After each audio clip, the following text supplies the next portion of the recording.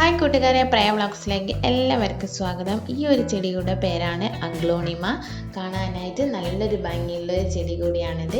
ഇതിൻ്റെ ഇലകൾക്ക് തന്നെയാണ് ഇതിൻ്റെ പ്രത്യേകമായിട്ടുള്ള ഒരു ഭംഗിയുള്ളത്. ഇതിന് പ്രത്യേകിച്ചൊരു പൂക്കളൊന്നുമില്ല. പൂവുണ്ടെങ്കിൽ തന്നെ അത് നശിപ്പിച്ച് കളയാണ് പതിവ്.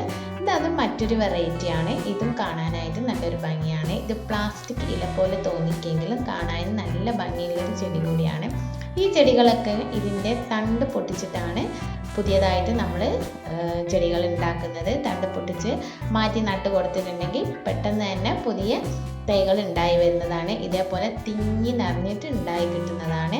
നമ്മൾ ഈ ഒരു ചെടി വെച്ച് കൊടുക്കുമ്പോൾ വെയിലത്ത് വെച്ച് കൊടുത്തിട്ടുണ്ടെങ്കിൽ അധികം കേടൊന്നുമില്ലാതെ നല്ല രീതിയിൽ തന്നെ ഉണ്ടായി കിട്ടും. പക്ഷെ ഓവർ വെയിൽ നേരിട്ട് തന്നെ അടിച്ചിട്ടുണ്ടെങ്കിൽ ഇലകൾക്കൊക്കെ ഒരു മഞ്ഞളിപ്പ് വരാനും അത് കരിഞ്ഞു പോകാനുള്ള സാധ്യത ഉണ്ട്. പിന്നെ ദിവസം ഒരു നേരം നനച്ച് കൊടുത്താൽ മതിയാവും. ഇത് മറ്റൊരു വെറൈറ്റിയാണ്. അതേപോലെ 3-4 വെറൈറ്റികൾ എൻ്റെ കയ്യിലുണ്ട്. കാണാനായിട്ട് നല്ലൊരു ഭംഗിയും ഒരു പ്രത്യേക തരത്തിലുള്ള ലീഫും കൂടിയാണ് ഇത് എല്ലാ ചെടികൾക്കും ഉള്ളത്. നട്ട് കൊടുക്കുമ്പോൾ മണ്ണും ചാണകപ്പൊടിയും കൂടെ മിക്സ് ചെയ്തിട്ടാണ് ഞാൻ നട്ട് കൊടുത്തിട്ടുള്ളത്. പിന്നെ ഇടയ്ക്ക് നമ്മൾ ചാണകം കലക്കിയിട്ട് അതിൻ്റെ നേർമ ഒഴിച്ച് കൊടുക്കുന്നത് നല്ലത് തന്നെയാണ്. ഈ ഒരു ചെടി അധികവും ഇൻഡോർ ആയിട്ടും ഔട്ട്ഡോർ ആയിട്ടും എങ്ങനെ സെറ്റ് ചെയ്തിട്ടുണ്ടെങ്കിൽ നല്ല രീതിയിൽ തന്നെ ഉണ്ടായി കിട്ടുന്നതാണ്.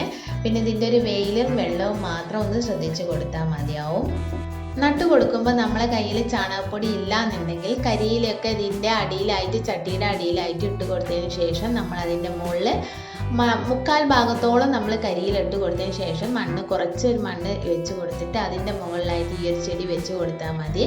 എന്നിട്ട് അത് കരിയിലൊക്കെ ചീഞ്ഞ് താന്ന് പോകുമ്പോൾ അതിനനുസരിച്ച് നമ്മൾ അതിൻ്റെ മേലെ കുറച്ചും കൂടെ കരിയിലിട്ടിട്ട് അതിൻ്റെ മേലെയായിട്ട് മണ്ണിട്ട് കൊടുത്തിട്ടുണ്ടെങ്കിൽ മണ്ണ് കുറച്ച് മതിയാകും.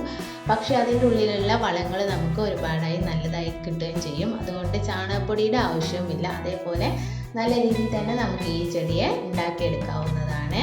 അതേപോലെ ഒരു നല്ല വീഡിയോ ആയിട്ട് വീണ്ടും കാണാം. Okay, by.